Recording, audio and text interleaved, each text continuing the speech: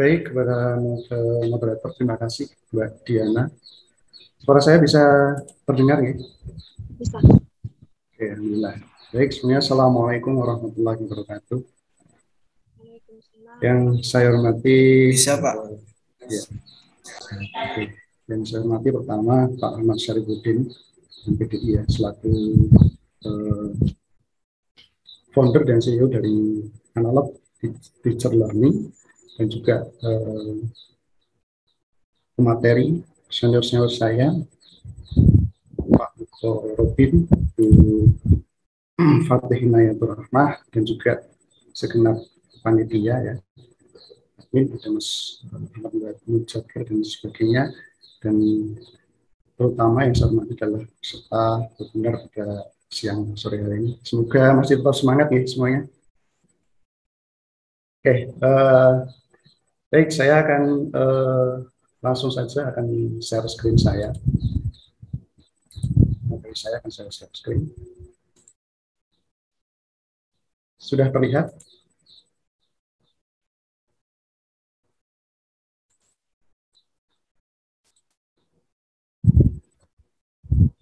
Sudah terlihat ya?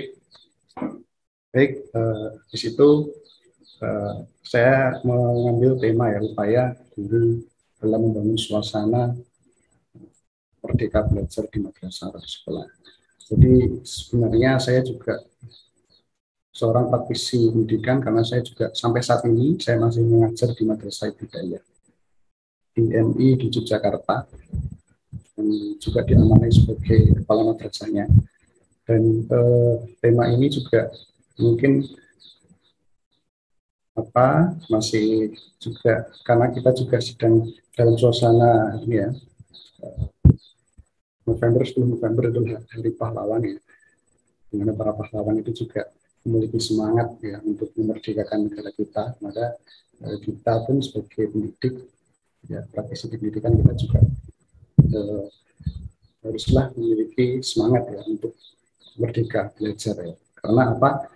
Karena mungkin ya ini juga sebagai refleksi ya, kita sudah 76 tahun ya negara kita merdeka, tapi permasalahan di dunia pendidikan ini masih sangat kompleks di negara kita, sehingga kita masih selalu mencari solusi alternatif ya, opsi bagaimana untuk menjawab tantangan seperti itu, tantangan pendidikan di negara kita. Dan kemudian tagline Merdeka Belajar ini muncul di tahun 2019 ya, kalau tidak salah, oleh Menteri Pendidikan kita yang masih muda dan energik ya, Bapak Nadiem Anwar Makarim, yang kemudian beliau kebijakan dari atau program Merdeka Belajar ini diluncurkan, diloncengkan, ada beberapa episode ya. Mungkin karena semangatnya masih ada fenomena sinetron Ikatan Cinta ya, jadi ini ada berepisode-episode, tapi mudah-mudahan nanti episodenya juga tidak terlalu banyak ya, karena dari episode-episode dari program Merdeka Belajar ini dapat kita lihat ya secara detail di websitenya Kementerian Pendidikan Kebudayaan. Jadi saya hanya menculik saja yang pertama adalah di sini adanya pengubahan UN menjadi AKM. Jadi juga sudah sangat mendalam dibahas oleh Pak Mokobin ya, bagaimana ya kita tahu lah UN ya sebagai produk assessment di tahun-tahun sebelumnya banyak menimbulkan pro dan kontra ya, karena kita tahu bahwa UN ini baru dihapus ya tahun 2020 kemarin ya, atau 2021 ini, karena memang kalau kita cermati ini tidak sesuai ya, kurang sesuai dengan apa yang ada di kurikulum kita. Yang kita lihat kurikulum 2013 di situ ada kompetensi inti dan kompetensi dasar.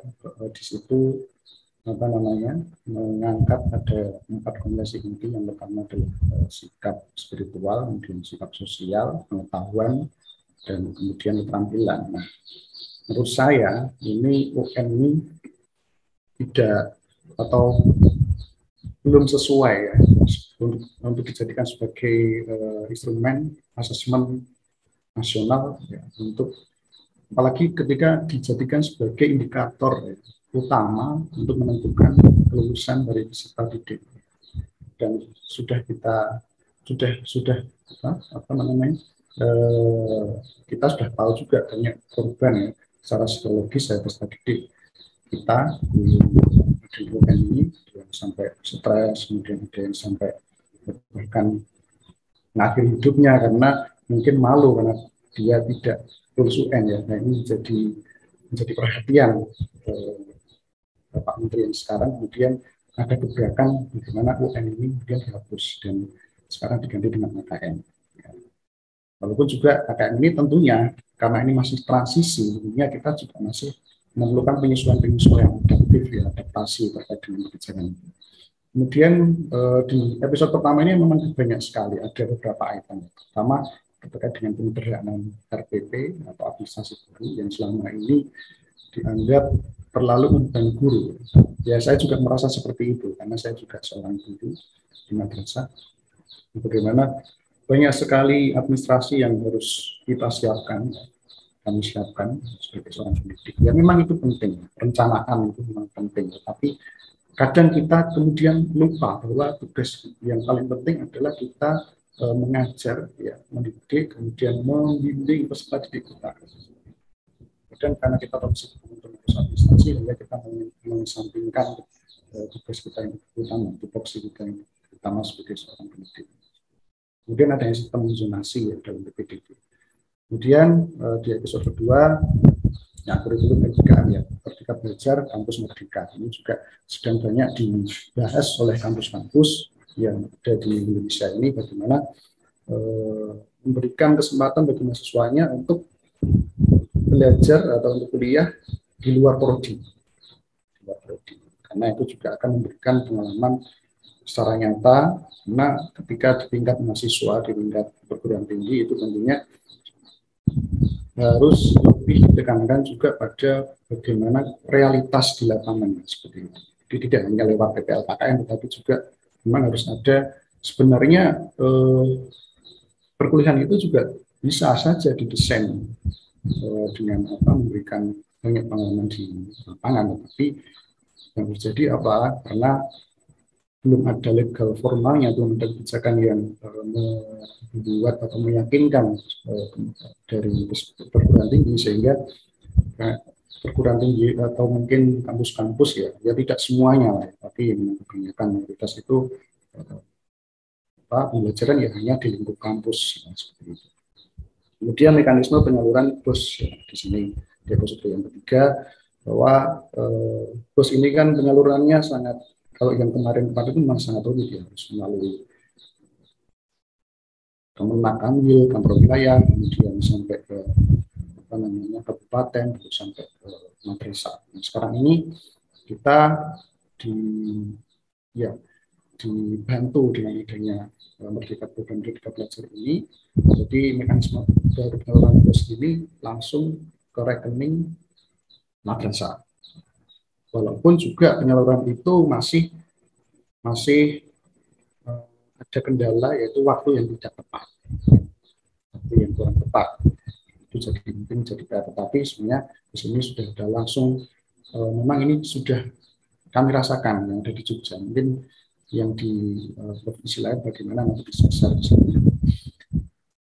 Kemudian program organisasi penggerak sudah disampaikan juga oleh Pak Nurdin, bagaimana ya pusat pendidikan, ya keluarga, sekolah, orang tua, ya masyarakat itu memang harus bersinergi, berkolaborasi, dan juga didukung oleh organisasi penggerak lainnya. Contohnya ATL ini juga saya kira ini adalah salah satu organisasi penggerak yang memang punya konsen di situ untuk menggerakkan bagaimana ada pelatihan-pelatihan, ada pendampingan-pendampingan, ada best practice yang langsung akan mengenal bagi Bapak Ibu guru semuanya, sehingga dapat ya dapat membantu ya Anda semua dalam bagaimana menerapkan ataupun juga memberikan informasi-informasi terbaru terkait dengan info-info ini terkait dengan bagaimana perkembangan pendidikan, model pembelajaran dan sebagainya di situ. Tadi saya juga lihat profilnya seperti itu. Kemudian guru penggerak, nah, ini ada salah satu juga kemarin juga dimunculkan bagaimana guru-guru yang memiliki kompetensi itu bisa menggerakkan, bisa menginspirasi guru-guru yang lain.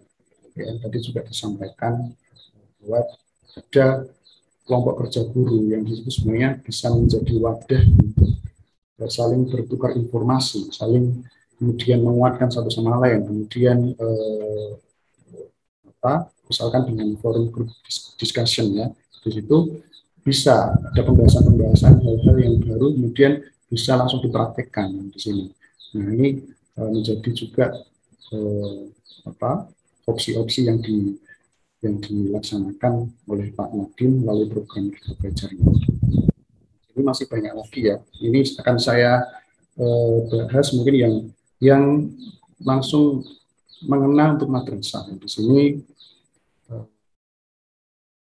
misalkan ya ini yang sudah tujuan ini program sekolah penggerak ini juga bersinergi dengan program-program guru penggerak dan organisasi penggerak tadi.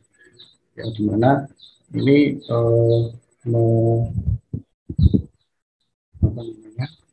sebagai wujud bagaimana sekolah-sekolah yang ada di madrasah sekarang ini juga misalkan ya sekolah-sekolah yang memiliki program unggulan, memiliki muatan-muatan yang itu kemudian bisa ditularkan ke yang lain sehingga bisa menginspirasi sekolah-sekolah lain yang mungkin belum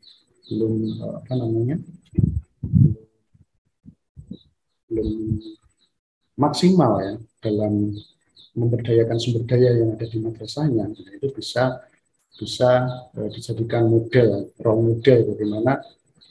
Jadi sekarang ini eranya kolaborasi. Jadi ya memang kita harus kompetisi untuk menjadi yang terbaik, tetapi kita juga harus bisa berkolaborasi. Kita harus bisa share apa yang menjadi kelebihan-kelebihan dari kita, dari guru itu, dari sekolah itu, supaya juga bisa mewujudkan tujuan nasional seperti itu, karena peningkatan kualitas pendidikan. Jadi kita tidak bisa sendiri, karena kita tetap dalam suatu ikatan ya negara Kesatuan Republik Indonesia. Maka kita harus paham itu, jadi kita harus saling bantu, saling share. Walaupun juga pada prakteknya juga banyak sekolah yang tertutup ya seperti itu.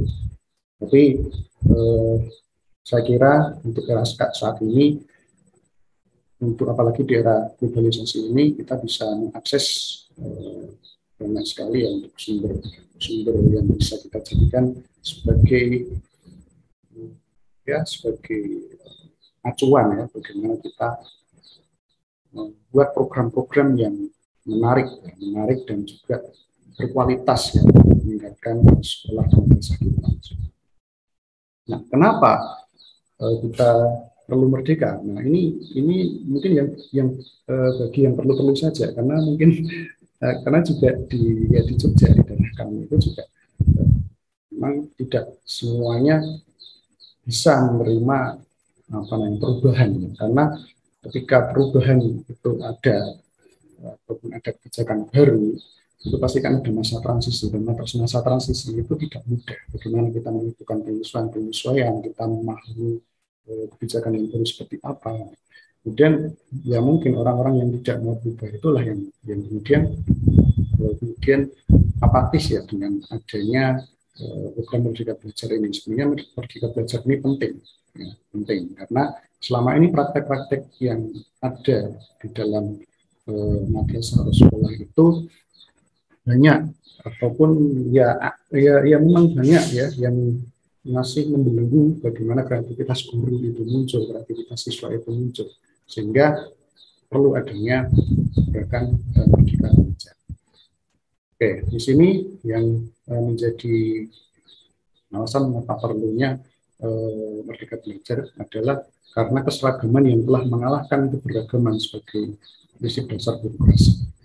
Jadi kita tahu adanya asesmen ya, UN yang kemarin sudah berjalan itu dengan dalih apa namanya mengukur dan ya mengukur tingkat tingkat ya bisa mungkin kualitas, ya. Tetapi yang terjadi apa? Kita dipaksakan karena tidak semua daerah itu juga apa namanya ya, terkait dengan capaian-capaian pembelajarannya kan memang berbeda ya seperti itu. Apalagi di sini pemerintah belum bisa memberikan akses yang merata ya untuk bagaimana sekolah-sekolah madrasah lembaga pendidikan itu bisa eksis ya, bisa kemudian bisa all out untuk memberikan pelayanan kepada peserta didiknya. Kemudian dipaksa untuk ikut asesmen tingkat nasional, ya, di situ apa namanya dibuat seragam, ya, dibuat ya seragam. Padahal kita tahu bahwa kurikulum tingkat satuan pendidikan itu memberikan otonomi kepada memberikan keleluasaan kepada lembaga-lembaga pendidikan, satuan pendidikan untuk mengembangkan bagaimana sesuai dengan karakteristik peserta didik dan karakteristik dari daerahnya masing-masing. Tetapi kenapa endingnya kita diminta untuk menjalani ujian nasional seperti itu ya. Kemudian ini tadi juga sudah sempat disinggung oleh juga terkait dengan paradigma teacher center dan student center ya. Di sini jangan kemudian kita memahami sebagai guru didik bahwa kemudian kita membiarkan peserta didik belajar sendiri, bukan seperti itu. Misalkan kemudian dengan dalih seperti itu, guru memberikan LKS, tugas, kemudian tinggal pergi. Nah itu kan student center. Siswa bisa belajar sendiri, bisa menemukan jawaban sendiri, bisa diskusi tidak, tapi tetap guru itu sebagai fasilitator mendampingi peserta didik ya, untuk mengkonstruk pengetahuannya, mengkonstruk konsep pengetahuannya di situ. Karena setelah adanya pandemi ini kan juga kita tahu bahwa di sini tanpa adanya guru itu atau guru itu sebenarnya memang belum bisa tergantikan perannya. Apalagi di sini teacher touch ya, sentuhan dari guru itu sangat diperlukan ya, untuk peserta didik. Ya. Jadi dalam paradigma teacher center di sini adalah guru memberikan mengakomodir, memberikan ruang, memberikan kesempatan peserta didik untuk mengembangkan kreativitasnya. Baik dengan project based learning dan sebagainya. Di situ ada aktivitas siswa. Kita tidak hanya ceramah, tapi siswa diminta untuk beraktivitas di situ, ada diskusi, ada demonstrasinya, ada kemudian membuat project, kemudian nanti hasilnya portofolio bisa ditampilkan seperti itu.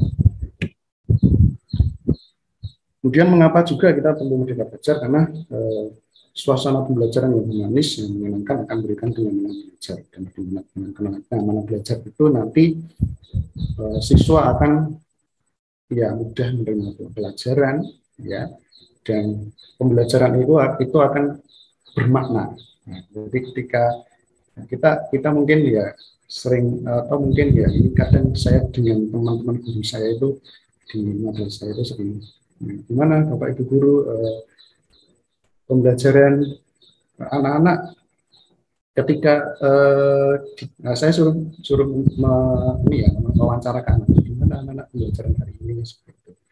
Ketika dia suruh memilih libur atau memilih belajar di sekolah, kebanyakan mereka memilih libur. Nah di situ menjadi tolak ukur bagaimana berarti anak-anak ini kurang merasa nyaman dalam suasana belajarnya. Maka kemudian karena dia dengan libur dia lebih bebas, lebih leluasa mau ngapain saja ya. Tetapi nah bagaimana kita membuat pembelajaran itu yang juga menyenangkan ya. di situ ada aktivitas bermain, ada aktivitas belajarnya, jadi harus seimbang sehingga anak-anak itu tidak mudah bosan di kelas. Nah, lalu kompetensi ke-21 ya, di sini critical thinking, kolaboratif, kreatif, communication itu memerlukan suasana pembelajaran yang kreatif. Tidak mungkin kita dengan hanya ceramah saja kemudian anak bisa berkolaborasi. Tentu perlu ada pembelajaran berbasis proyek. Ya, bagaimana anak itu akan kreatif kalau kita tidak memberikan kesempatan peluang bagi mereka untuk mengkonstruk dari apa yang materi yang mungkin disampaikan seperti itu. Bagaimana anak-anak bisa berkomunikasi, bisa berpikir kritis kalau kita tidak ada memberikan kesempatan untuk adanya tanya jawab, ya, seperti itu. Jadi kita selalu mendominasi di situ. Nah, kemudian merdeka belajar ini apa? Belajar secara menyeluruh ya, holistik, serta dibutuhkan suasana belajar yang dimana peserta didik berhak berkreasi dari sisi manapun. Lalu peserta didik sebagai pribadi, subjek belajar utama, guru mengarahkan tujuan dengan melihat dari kondisi peserta didik. Nah, ini tadi ya termasuk bagaimana mengapa alasannya merdeka belajar ini.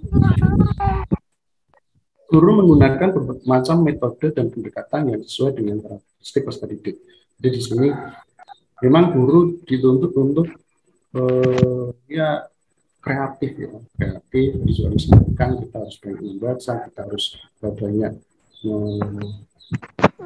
akses informasi-informasi terkini, bagaimana terkait dengan pembelajaran, metode pembelajaran terbaru, metode pembelajaran terkini yang sesuai dengan karakteristik peserta didik kita.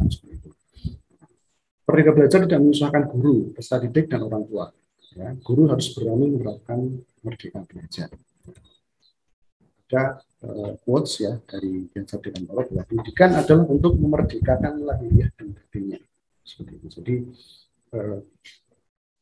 ya kita apa namanya, ketika kita belajar, ketika kita mungkin berada di sekolah di madrasah, ya, itu tentunya kita ingin adanya kebebasan untuk apa namanya ya mengemukakan pendapat seperti itu, untuk berkreasi dan sebagainya. Tapi kadang itu dibelenggu ya, karena mungkin ya guru memang kita pahami juga, guru itu terbelenggu juga dengan aturan-aturan, ya, kebijakan-kebijakan aturan yang itu kemudian mengikat, kemudian secara tidak langsung, ya, lalu kemudian itu tadi yang saya bilang, guru mengesampingkan tujuan utamanya adalah memberikan pelayanan pendidikan yang mendampingi peserta didik seperti itu, karena selalu dituntut oleh dari administrasi dan sebagainya.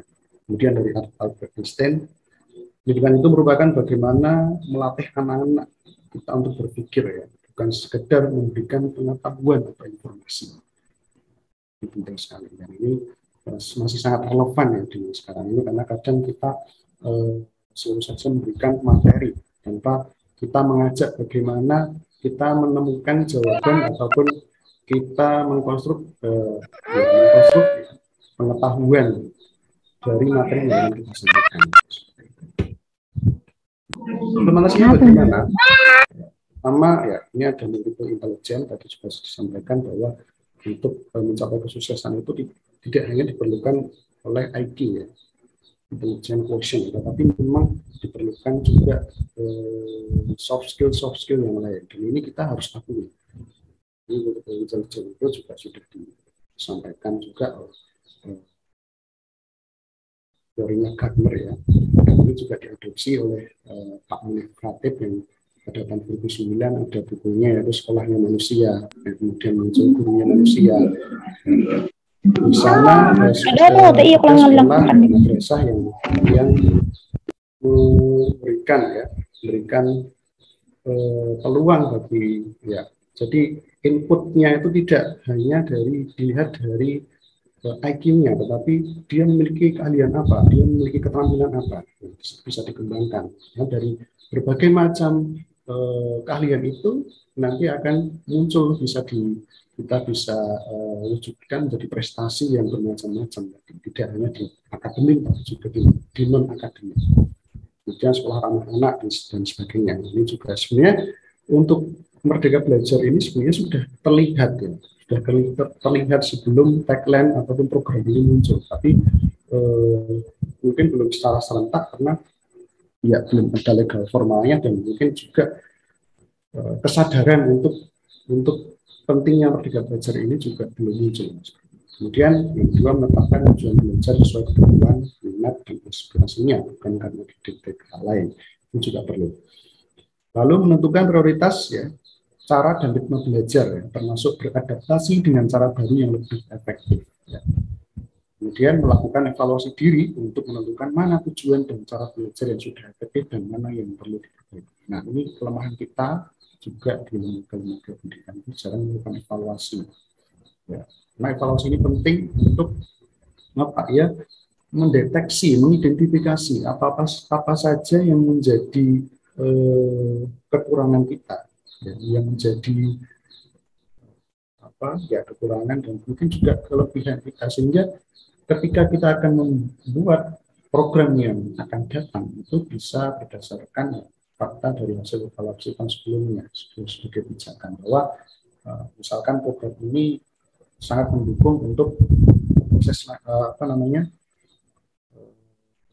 mencapai kualitas pendidikan, maka kemudian bisa program itu dipakai lagi. Ketika program itu tidak relevan, ya sudah, maka kita bisa berinovasi lagi untuk menemukan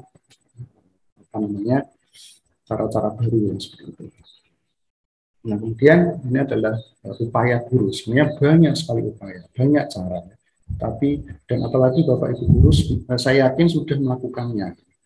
Kalau dibilang ini banyak juga senior saya tentunya Bapak Ibu guru di sini ya. Ini sudah makan pesan geram ya. Jadi kalau saya di sini itu ibaratnya ya seperti kalau bahasa Jawa nyai segoro atau menggarami lautan gitu. Tapi enggak masalah, ini kita sharing-sharing saja. Mungkin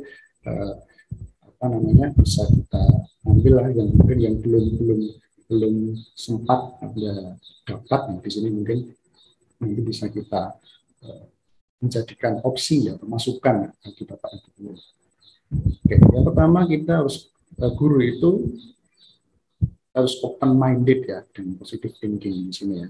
Jadi kadang kita ada kebijakan baru ya, kita jangan langsung tolak ya, kita jangan langsung antisipasi ya, karena memang ini mungkin juga berasal dari traumatik dari Bapak Ibu guru juga. Nah, ini ada kebijakan baru, nanti kita harus penyesuaian, kita ribet lagi ya. Ya memang seperti itu ya, tadi saya bilang masa transisi ada kebijakan baru itu memang menuntut kita untuk bisa beradaptasi ya, di situ. Jadi kita open minded lah, kita coba ubah pola berpikir kita ya. Kita lihat kebijakan baru itu, kita pelajari dulu seperti apa ya. Saya yakin pasti ada hal positif di situ ya yang bisa kita terapkan ya seperti itu. Kemudian berpositif thinking ya dengan hal yang baru, di situ pasti ada manfaat yang bisa kita ambil. Selanjutnya memiliki keberanian untuk memulai di sini ya. Berani mulai dengan merefleksi dari keahlian yang guru atau pendidik itu miliki. Kadang, nah, kalau kita nggak mulai, ya, kita memulai itu mungkin ada dua kemungkinan, ya, berhasil dan gagal. Tapi kalau kita tidak mau memulai, itu hanya ada satu kemungkinan. Ya kita otomatis gagal karena kita nggak memulai. Maka kita harus memulai. Memulai dari mana? Kadang itu bingung ya. Kita mulai mau dari mana? Ya dari kita refleksi dari diri kita. Kita punya keahlian apa di situ? Seperti itu. Kita fokuskan di situ. Kemudian kita upgrade di situ ya. Kita berani berinovasi dengan keahlian yang kita miliki. Misalkan kita memiliki keahlian untuk ceramah ya. Nah, kita gali lagi ceramah seperti apa, tekniknya kan macam-macam dengan cara mendongeng ya, dan storytelling dan sebagainya. Kita cari situ sehingga apa pembelajaran kita tidak monoton. Kemudian kita mengupgrade kompetensi ya, kompetensi kebudayaan sosial, pedagogi profesional ya, manfaatkan kesempatan dari sudah disampaikan juga di materi yang kedua ya, manfaatkan platform-platform yang tersedia untuk mengembangkan diri Anda. Karena teacher learning ini juga salah satu ya, bisa jenengan manfaatkan untuk meningkatkan pengetahuan seperti itu. Kemudian manfaatkan juga ini ya, forum discussion group ya, forum group discussion FGD ya, yang ada di daerah-daerah Anda, di KKG ya, kelompok kerja guru, itu kita manfaatkan. Tidak hanya, mohon maaf, kalau di tempat kami itu kadang meeting seperti itu hanya membahas soal instrumen, yang kadang instrumen itu dari tahun kemarin, jadi tidak ada itu tadi apa namanya, inovasi yang baru ya, seperti itu. Jadi bisa Anda ambil tema-tema yang memang di situ bisa nanti untuk meningkatkan ketugasan Anda, komunikasi Anda sebagai seorang guru atau pendidik. Oke, lanjut. Nah, di sini ya. Jadi kita harus bisa bergerak dan menggerakkan, move. Kita harus bisa bergerak, memiliki spirit untuk menggerakkan sumber daya yang ada. Jadi juga ada programnya di guru penggerak, setelah penggerak, ya, organisasi penggerak. Kita harus bergerak, harus ya, dari data-data Pak Mukorobin itu kan sangat mengkhawatirkan, memprihatinkan kondisi pendidikan kita. Maka kita, ayo kita bergerak, kita tinggal kita mencoba hal baru ya. Kita menginspirasi guru-guru yang berada di lingkup madrasah kita, sekolah kita, ya untuk ya, melihat realita seperti ini ya kita harus move ya, harus bergerak ya, seperti itu. Oke. Kemudian melibatkan peserta didik dalam memberikan tujuan pembelajaran. Di sini ya pertama kita harus berpusat pada peserta didik ya, kita harus tahu karakteristiknya seperti apa. Ajak peserta didik itu untuk memahami urgensi ya, pentingnya materi pembelajaran yang Anda sampaikan. Dan itu nah, ini menjadi poin penting ya. Ini bagi saya juga, saya sering mengatakan ini ke mahasiswa saya ataupun ke murid saya, ke peserta didik saya, kita akan belajar apa, ini tujuannya ini, manfaatnya ini, sehingga anak-anak itu paham, ya, tahu arahnya, dan kemudian dia memiliki sense, memiliki semangat, spirit untuk ya apa namanya, ya untuk belajar materi itu. Menumbuhkan motivasi internal. Nah, kita tahu bahwa motivasi terbaik berasal dari internal individu atau peserta didik. Ya, walaupun kita adanya motivasi eksternal ya, adanya reward punishment juga bisa untuk ya mengangkat prestasi, tetapi kita mungkin karena itu sudah banyak ya, itu adalah cara yang mungkin bagi saya itu mudah lah diterapkan ya, untuk motivasi internal. Kita ada reward, ada punishment itu kan bisa. Tapi ketika kita menunjukkan motivasi internal itu adalah suatu tantangan. Karena itu ketika itu bisa mengena ke peserta didik, maka peserta didik insya Allah akan ya menunjukkan sikap yang positif dan juga dia memiliki spirit semangat untuk belajar yang teknologi. Selanjutnya memberikan umpan balik ya, atau feedback ya, yang konstruktif dan positif. Berikan penguatan pada peserta didik ya, penguatan verbal, penguatan non-verbal, perlakuan. Berikan penguatan. Ketika dia peserta didik gagal, berikan semangat. Jangan kemudian kita menjustifikasi bahwa dia gagal, dia karena nggak bisa, tidak punya kemampuan itu. Tapi berikanlah semangat. Karena pendidikan ini adalah investasi jangka panjang. Mungkin hari ini peserta didik itu tidak bisa atau belum bisa, tetapi bisa saja nanti ketika dia di MTS dia bisa lebih berprestasi. Ketika dia di MA, di tingkat selanjutnya dia akan bisa lebih berprestasi. Jadi jangan patahkan semangat peserta didik. Kita berikan umpan balik yang positif dan positif. Berikan penilaian yang dapat membuat peserta didik melakukan pribadi yang positif. Lalu maksimalkan sumber daya yang ada untuk menghasilkan pembelajaran yang merdeka, yang menyenangkan. Manfaatkan lingkungan sebagai media dan sumber belajar ya. Karena sekarang sumber belajar kan prosesnya kan bermacam sumber belajar ya, multiple learning resource ya. Jadi gunakanlah lingkungan media. Jangan kemudian keterbatasan ini sarana personal jangan kemudian selalu menjadi alasan utama. Saya yakin ya. Kemudian apa namanya Bapak Ibu guru, Bapak Ibu guru ataupun pendidik memiliki kreativitas inovasi untuk memanfaatkan lingkungan dan sumber daya yang ada di situ sebagai sumber dan media pembelajaran yang efektif. Oke, terakhir ya, banyak jalan ya menuju Roma, banyak jalan menuju surga ya. Kemudian juga banyak jalan juga untuk merdeka belajar, untuk bagaimana membangun suasana merdeka belajar ya.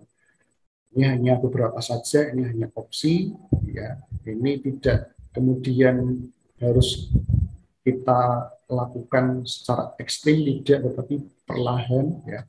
Kita ketika ada apa, kita mau apa tadi, transmisi revolusi itu tentu aja ada hal-hal yang menjadi ini ya, tetapi kita harus dengan cara pelan pun bisa seperti itu, dengan cara yang mungkin lebih ini lagi, mungkin bisa lebih soft lagi ya bisa. Karena di mana ada kemauan dan usaha, di situ akan nanti akan ada jalan ya. Oke, terima kasih pada semuanya. Mohon maaf jika mungkin saya telah menyampaikan kurang berkenan atau ada yang tidak. Mohon maaf, terima kasih pada seluruh panitia, pada moderator, CEO dari ATL dan seluruh peserta yang hadir di webinar ini. Terima kasih, semoga bermanfaat. Assalamualaikum warahmatullahi wabarakatuh.